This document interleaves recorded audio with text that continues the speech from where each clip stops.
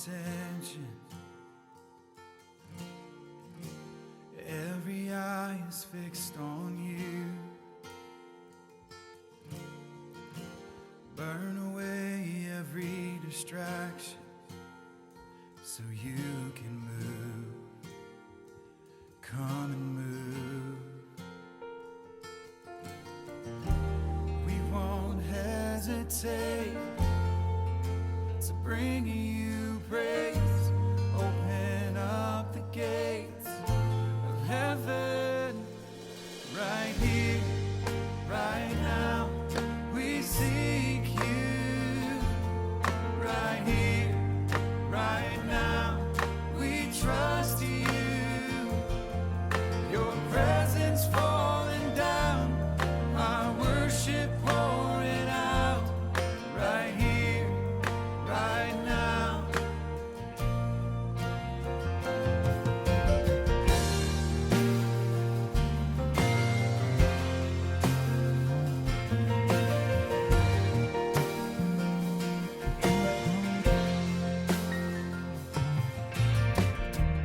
Lord, you've won all our affection, and we are leaning into you. Tear the walls down between us so you can move. Oh, come and move. We won't hesitate to bring you praise. Open up the gates of heaven. Right here, right now, we seek you. Right here, right now, we trust you. Your presence falling down, our worship pouring out. Right here, right now. This is when healing starts. This is when lives are changed. Spirit, come and break through, break through. You have made a way. This is where we belong, here in your full embrace. Spirit, come and break through, break through. You have made a way. Spirit, come and break through, break through. You have made a way. Right here, right now. Right here, right now. Your presence falling down, our worship's pouring out. Right here, right now, right here, right now, right here, right now. We seek you. Right here, right now, we trust you. Your presence falling down, our worship pouring out. Right here, right now, right here, right now.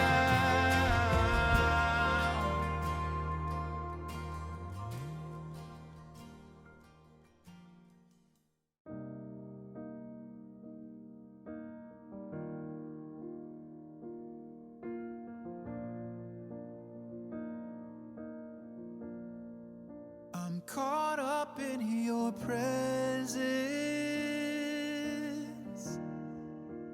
I just wanna sit here at your feet.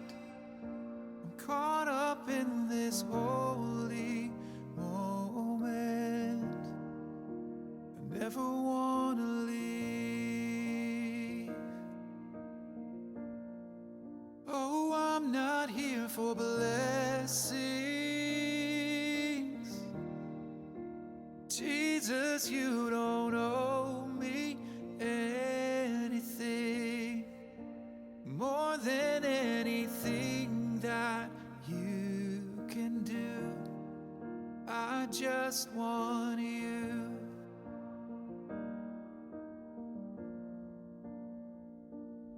I'm sorry.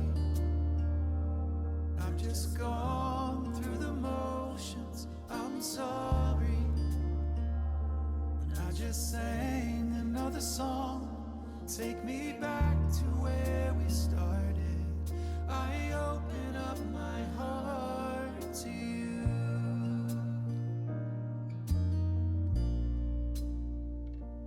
I'm sorry when I've come with my agenda. I'm sorry when I've forgotten you're enough. Take me back to where we started. I open up my heart to you. I'm caught up in your presence. I just wanna sit here at your feet. I'm caught up in this holy moment. I never wanna leave. Oh, I'm not here for blessings. Jesus, you don't owe me anything more than anything that you can do. I just want you. I just want you. Nothing else. Nothing else. Nothing else will do. I just want you. Nothing else. Nothing else. Nothing else will do. I just want you. Nothing else. Nothing else. Nothing else will do. I just want you. Nothing else. Nothing else. Nothing else will do. I just want you. Nothing else. Nothing else. Nothing else will do. I just want you. Nothing else. Nothing else. Nothing else will do.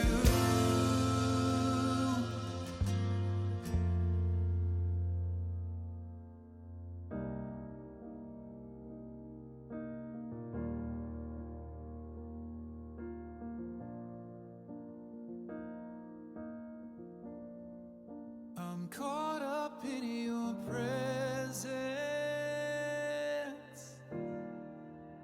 I just wanna sit here at your feet. I'm caught up in this holy moment, and I never wanna leave.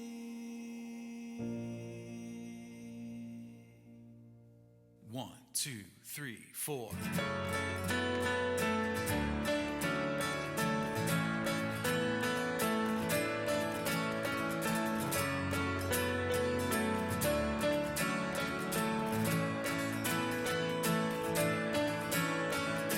We bring our praise, you bring revival.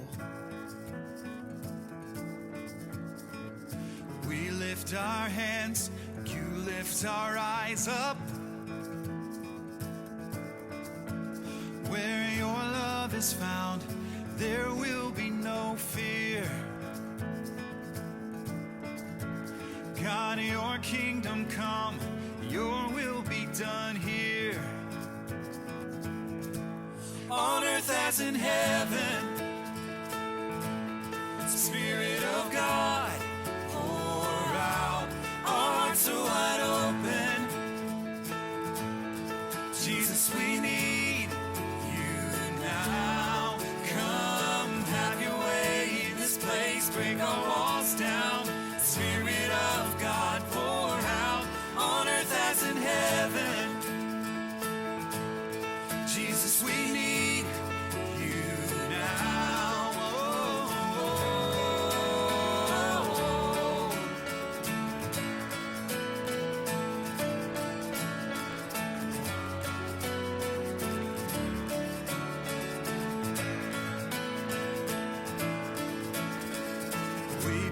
our shame, you bring redemption. You turn our chains into our freedom. Where your love is found, there will be no fear. God, your kingdom come, your will be done here, oh, on earth as in heaven.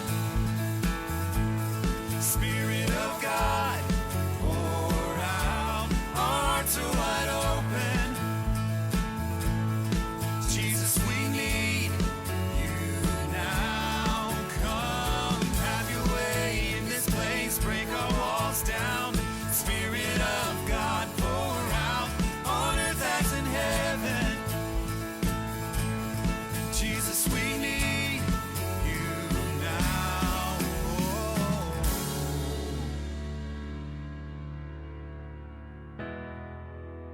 We need you, Jesus.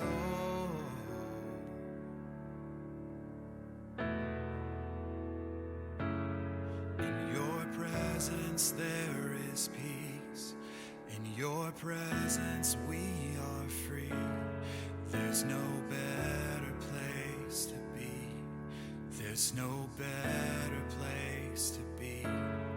In your presence there is truth. In your presence mountains move. We forever run to you. We forever run to you. In your Good morning, friends, and welcome to Edges. My name is Luke. I'm grateful to be the one to kick things off this morning and say hi to you. You know, we're stepping through this Lenten series, Everyday Divinity, together, and I'm so grateful for you, for this community, because it always reminds me to look for the divine in every day. I'm seeing that today in the light of a new rising sun, and just like that, we're going to kick things off with Rise this morning. Here we go. Your love will never fail.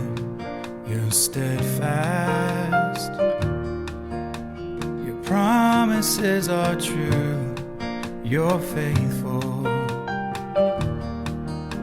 You cover all my sins with forgiveness. My eyes have seen your ways, your goodness. Love and faithfulness meet. We behold your glory. Righteousness and peace kiss heavens all around us. Spring up, oh well, living water rise within us. Spring up, oh well, Holy Spirit deep within us. Rise, rise, rise. Your love will never fail. You're steadfast. Your promises are true. You're faithful. You cover all my sins with sweet forgiveness. My eyes have seen your ways, your goodness. Love and faithfulness meet. We behold your glory. Righteousness and peace kiss heavens all around us. Spring up, oh well, living water rise within us. Spring up, oh well, Holy Spirit deep will spring up. Spring up, oh well, living water rise within us. Spring up, oh well, Holy Spirit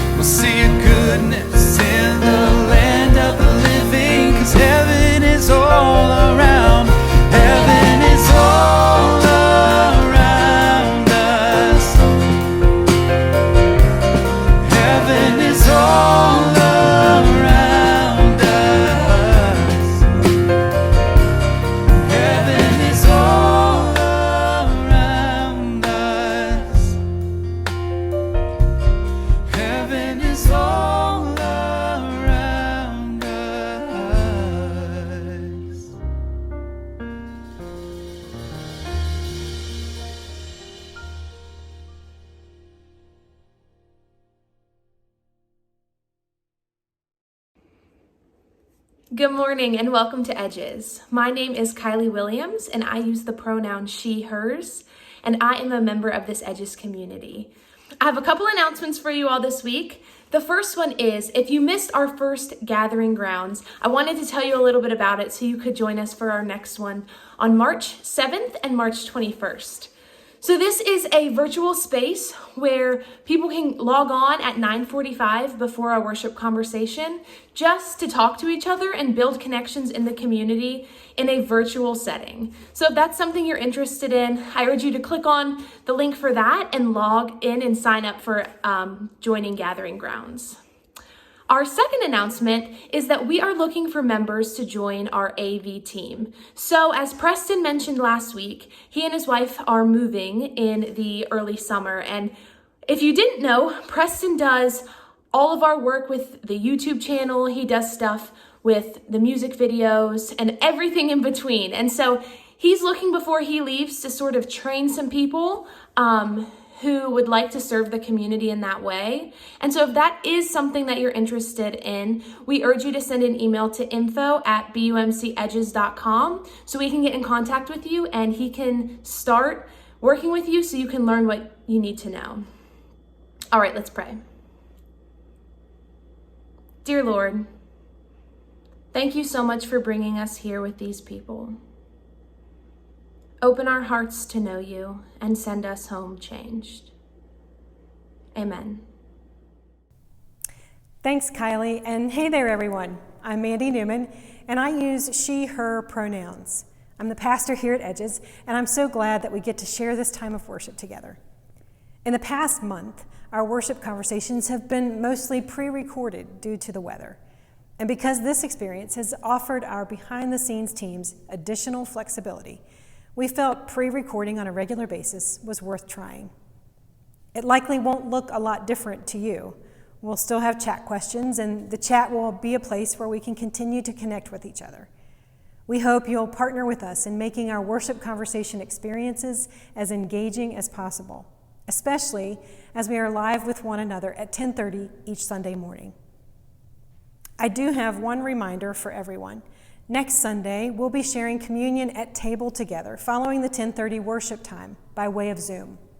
If you'd like to participate in communion, seeing one another's faces around a Zoom room, then please be sure to have your bread and juice ready. We'll be sharing that link next week. Now, it's really great to be with you in this space today. I find that I love just sitting and being here. And I'm grateful for the many reminders all around me of who we are as the Edges community. This backdrop is simple, yet speaks so much, and it offers us the stripped down feeling of this season that we're in, this season of Lent. More than any other time in the year, I seem to feel and groan with the world around me right now. As we sit in these darkest days and yearn for more light and hope for signs of spring, which we did get to see this past week, I feel connected in my spirit to what's around me. My mood seems to reflect what's out there. Like, I love seeing the sun and having a little warmer temperatures. And on those days, my spirit seems to soar. More than ever, I feel like my soul is moving with the natural world around me. I feel my mortality and age as the seasons change. And the ebb and flow of the weather is so apparent. I seem to be longing for God's presence to be with me, especially in these times of change. Maybe that's why Lent is a time for us to pause, to consider and to more deliberately examine ourselves and our relationship with God every day for 40 days. Lent not only suggests that we have work to do, it gives us the opportunity to do it. As we experience this season of Lent together as a community, this year our focus is on our everyday life and recognizing God as always present in it. What could it mean for us if we didn't think of God as being separated from us, but right with us all the time? Would this change the way we live each day? Last week, Preston introduced us to the practice of giving up something during Lent as a way of getting rid of the things that stand in the way of our relationship with God. Quoting the German theologian Meister Eckhart, who said, God is not found in the soul by adding anything, but by a process of subtraction. Preston suggested that instead of trying to simply give up something that didn't have much value to us, that we might look at our whole life and consider how we might be able to find God more fully by subtracting or dropping some of the junk that we have in our lives, things that overcommit us or overindulge us or overburden us. What stayed with me this past week was the idea that there is quite possibly something simmering underneath what I choose to give up, something I might need to pay closer attention to, something like fear, worry, or loss. I started off Lent by wanting to give up the use of bad or harmful words, specifically words of critique and those about people or certain situations. It's not like I cuss all the time or anything, but I do have a tendency when I'm angry or emotionally moved or simply not at my best to let some profane or harmful words slip out. And when this happens, it doesn't help me get closer to my core or for anyone else to get closer to theirs. I feel like this was a worthy charge to strive for in my life this Lent. But after listening last week, I had to stop and think about it hard. Why was I giving this up or trying to subtract this from my way of being? I wanted to examine the reasons behind the why I wanted to give it up in the first place and to really think about what it might be keeping me from. So I did that. I did some real, authentic examination. And frankly, I didn't like what I found. When I stopped and really thought about it, I wanted to give up using bad or harmful words because I didn't want to look bad or give a bad impression to other people. I was worried about what people might think of me. I was concerned about appearance and what other people would see on the surface and how I might be judged. What I found was that I wasn't giving up anything so I could get closer to God, nor was it so my heart would change in any way. I realized that what was beneath my desire was this self-centered thing. And this self-centered thing didn't have a whole lot of potential to shape me deep within or connect me in deeper ways with God. Yikes. The more I reflected, the more I began to see that what we choose to subtract is so much more important when it serves to inform and shape who we are at our core. It is so much more important when what we choose moves us closer to God. The process of subtraction, as Eckhart puts it, allows us to be more invested in what we actually do every day. And that helps us to create room to actually show up and see that God is with us all the time. It's what would happen if, by examining what we do spend our time on each morning, we end up engaging in some daily devotional or prayer time as a way of actually subtracting something else, like wasting time in the morning on what is not life-giving. I see this period of Lent as a time of possibility, not only of seeing God in the everyday and hearing God's invitation, but a time of joining and partnering with God in those remarkable moments where the lines between normal and divine blur together. So let's pause for a moment and reflect on the week we all just had. Is there a moment from this past week where God's presence was especially apparent to you? Where did you see God this week? I've often pondered this question, and when I think about it, I like to walk backwards through my week, paying attention to the way my whole body reacts to the things and the people that I've seen and experienced. This week, I saw God in the grocery store when an older, shorter person couldn't reach the top shelf and someone else helped.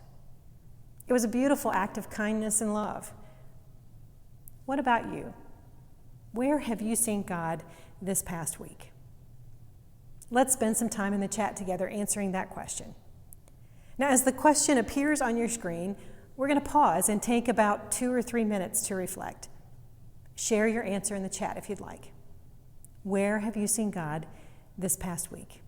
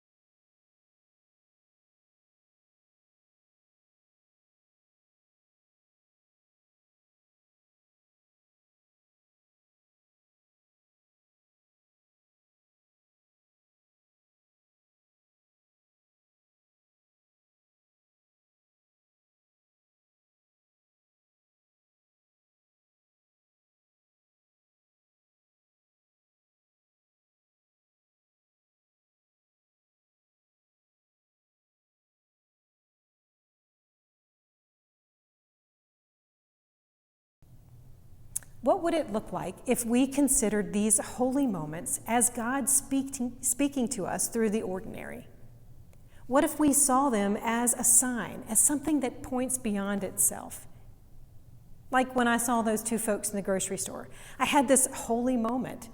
Their interaction was like a sign for me of something beyond their encounter.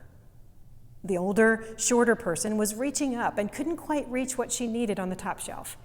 And someone else who happened to be on the aisle, looking for their own stuff, noticed her difficulty and helped her get what she wanted. Now, I was just coming into the aisle when I saw that interchange, and it was almost like I was watching a scene on TV or in a movie or maybe just seeing a snapshot in a picture frame.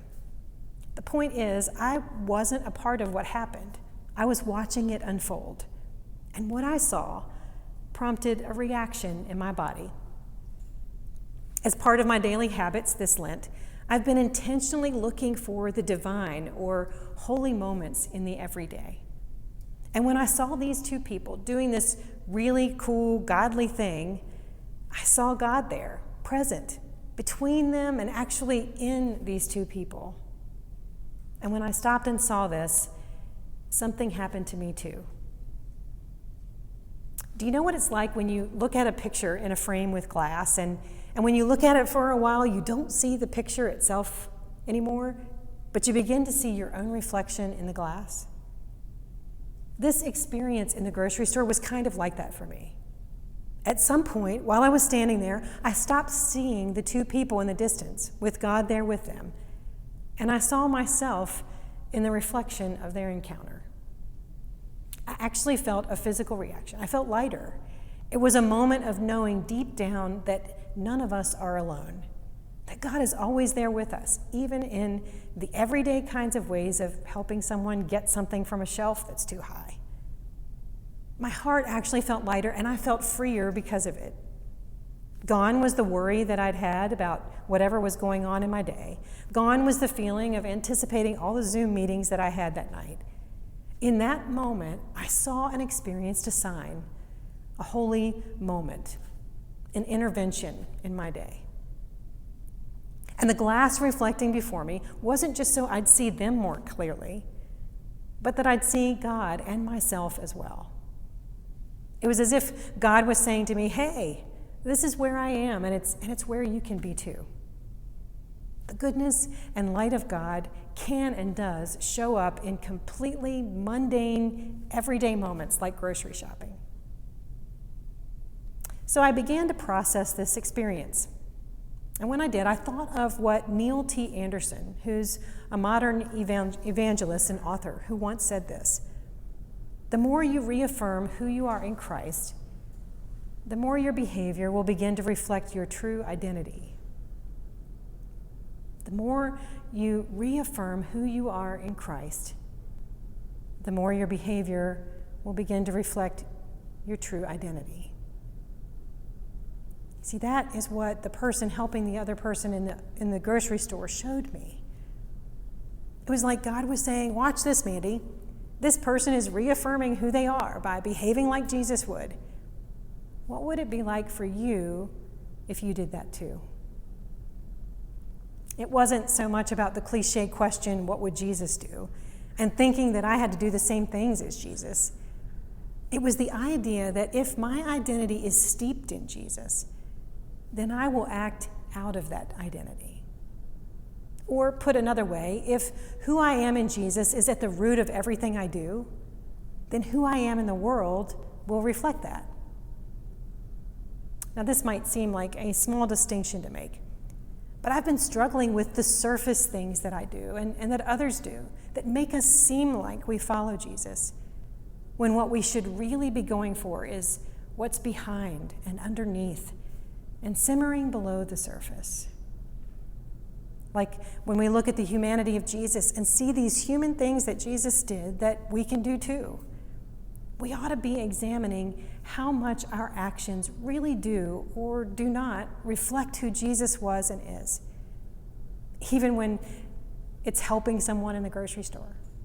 I mean, don't these actions bring us closer to Jesus in everyday kinds of ways? So all of this stuff was swirling around in my head this week, and it made me consider the possibility that what we know of Jesus, who he was and is, actually changes how we show up in the world. Now, what if that's true? That the more we know about who Jesus is, the more that shows up in who we are. And two, the more of these God is here moments we experience, the more our bodies and our hearts and our souls will recognize it in our everyday. We actually notice God by paying attention to the world and to our hearts and our bodies. And we recognize that it's God because we know who Jesus is and can see Jesus' humanity and divinity both reflected in places and people and in the world. Now, if all of that is true, how does that shape the road that we walk now? All of that considering brought me here to this story in John chapter 2. It's verses 1 through 11. Here we find the story of Jesus changing water into wine at a wedding in Cana of Galilee. Now, I like to know where a place is located when I'm talking about it, so take a look at this map and find Cana. Cana was a rural village in the Galilee. And in this early part of John's gospel, just 3 days after Jesus first called his disciples to follow him, they were invited to a wedding in Cana.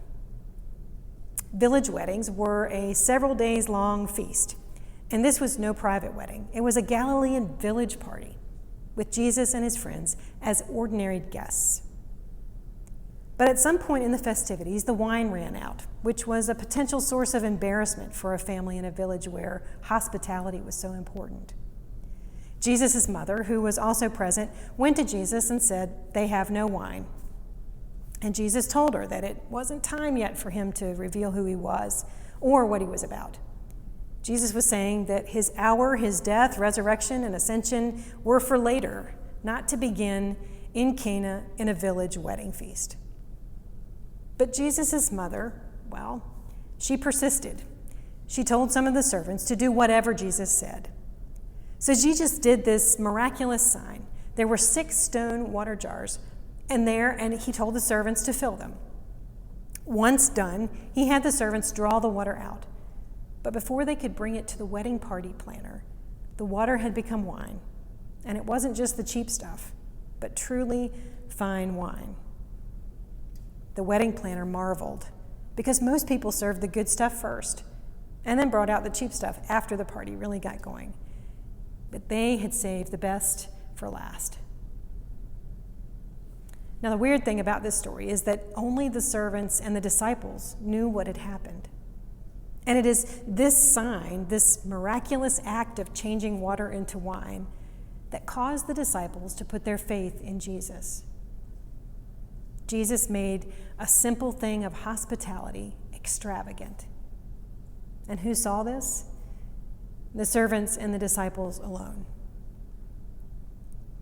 Now, the Gospel of John doesn't have the wilderness experience that we heard about last week. Instead, John began Jesus' actual ministry with this sign, this action at a village wedding feast. For John, what happened in Cana sets the tone for everything else that followed. Here, Jesus didn't flout who he was. He didn't shine brightly in this crowd as the one. He didn't even want to take credit for what he had done. Instead, here in this village celebration, he performed a sign that showed who he was and is. And who saw this miraculous sign? Only the servants, whom most people would have seen as wallpaper, and his disciples, his friends who needed to see who he was and is. Jesus did all of this revealing work in a subtle, backroom kind of way. Where we might expect this big explosion of Jesus on the scene, he was instead quiet.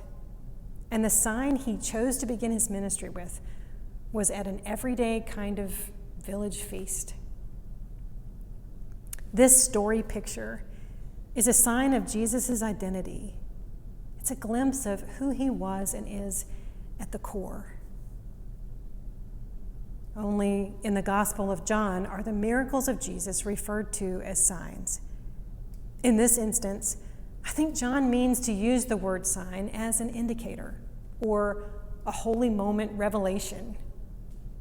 And if we think about the purpose of a sign again, to actually point beyond itself, it becomes clear that this story of the water changing to wine isn't really about the water changing into wine. If a sign is something that points beyond itself, then what's important is not the sign itself, but what it points to. And if we apply that logic here, the sign is pointing to Jesus. For all the people at the feast, the discovery of more wine was barely noticed. Only the wedding planner and the host noticed the difference, and only the servants and the disciples saw the sign.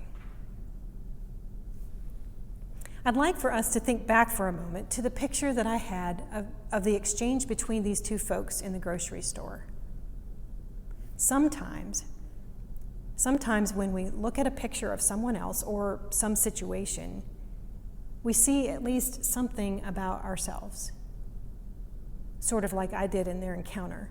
It's like looking at the picture frame and realizing that the glass covering the picture is reflecting our own image too. With that in mind, we don't have to look at this story in John and make Jesus less in order to connect with him. We can instead see him for who he was and is, and marvel at the surprising solidarity that we find in this ancient Jewish wedding feast, so like something that we would have happen today on any given weekend. What if, like the servants and the disciples, Jesus is inviting us to see something sacred and holy in everyday moments? Does it simply take us paying attention or pausing in our day? And how might these moments create inspiration and Move us to act in ways that connect us with the core of who we are in Jesus. You see, God is always working in our world all the time, in us, through us, and other people, and in and through all of creation. And God is always inviting us to be a part of that. Can you hear? Do you hear God's invitation to taste and see all that Jesus offers us each and every day? This song is God's invitation to each of us to pause in our day and open our eyes, to see the signs before and around us, to look inward as well and see how God is reflected by us, both in ourselves and others. Hear now God's invitation to you.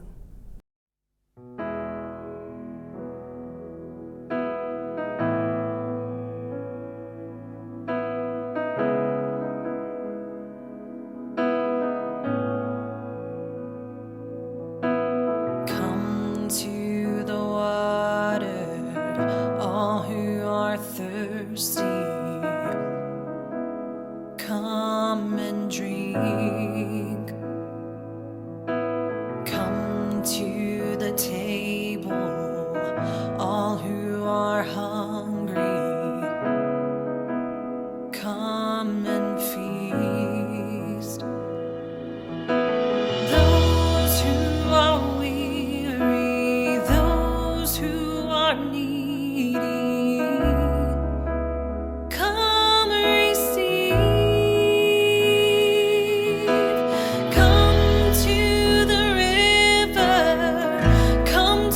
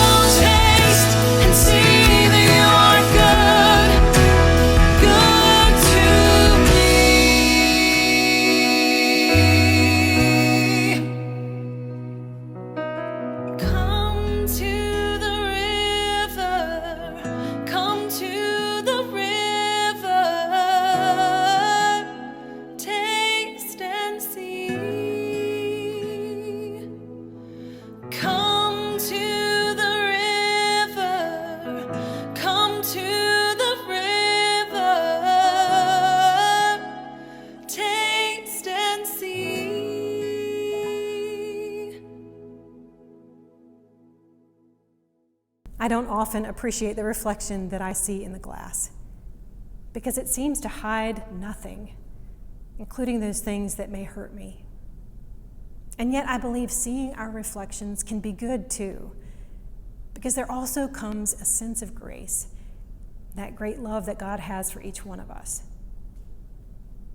If I can cling to the divine that is within me, then my reflection has some of Jesus in it too.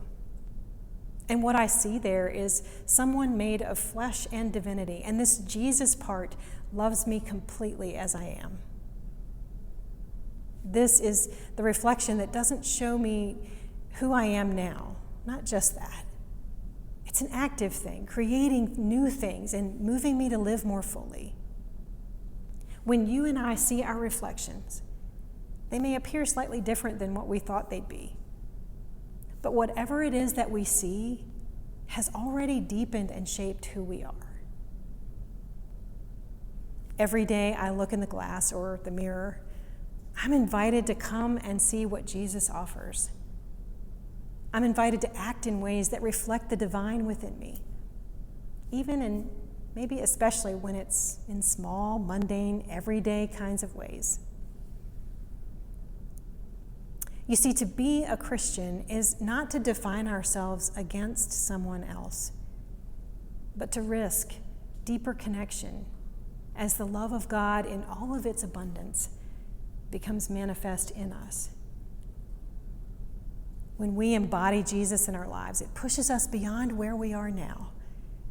It moves us to create and inspire and connect with who we are in Jesus.